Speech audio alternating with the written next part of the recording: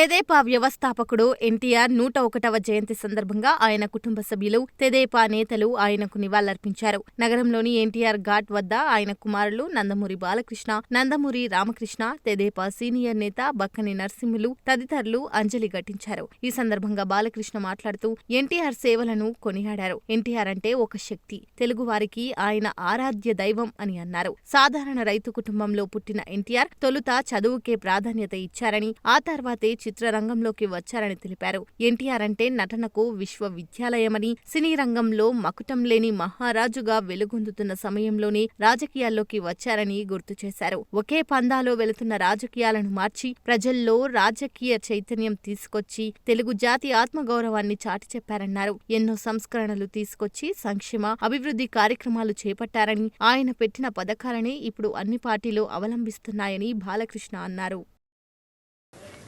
ఎన్టీఆర్ ఒక శక్తి ఆయన ఎన్నో సందర్భాల్లో చెప్పడం జరిగింది. ఎన్టీఆర్ అంటే కేవలం నందమూరి తారక రామారావు మాత్రమే కాదు, అంటే ఎన్నట్టు నటనాలయం, ఆయన ఇల్లు ఒక నటనాలయం, అందులో ఆయన ఒక నటరాజు నరసింహుడు. టీ అంటే తారామండలంలో తారక ధ్రువ తారకుడు, ఆర్ అంటే రాజర్షి రారాజు, రాజకీయ దురంధర యుగంధరుడు, రమణీయ రమ్య కమనీయ సౌమ్య గుణధాముడని. అలాగే ఆయన మొదటి నుంచి కూడా చూస్తే ఆయన ఈ జీవిత ప్రస్థానం ఒక మామూలు రైతు కుటుంబంలో పుట్టి, అలాగే ముందు అవకాశాలు కూడా కాదు అని ముందు చదువుకే ప్రాధాన్యత ఇచ్చి ఆయన చదువు పూర్తి చేసుకున్నాక మరి చలనచిత్ర ప్రవేశంలోకి అడుగుపెట్టడం జరిగింది. అదే ఇక ఆయన చలనచిత్ర రంగంలో ఆయన ప్రస్థానం గురించి వేరే చెప్పనవసరం లేదు.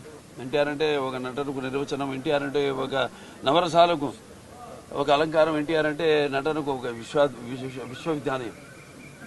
తర్వాత ఆయన ఈ రాజకీయ రంగ చలనచిత్ర పరిశ్రమలో మకుటం లేని మహారాజుగా ఉన్నప్పుడే ఆయన ఈ చలనచిత్ర పరిశ్రమ నుంచి నిష్క్రమించి ఇటు రాజకీయ రంగ ప్రస్థానం చేయడం జరిగింది.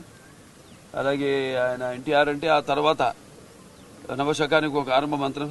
ఎన్టీఆర్ అంటే ఒక నవజాతికి మార్గదర్శకం. అలాగే ఎన్టీఆర్ అంటే నానా జాతులకు దైవ సమానం.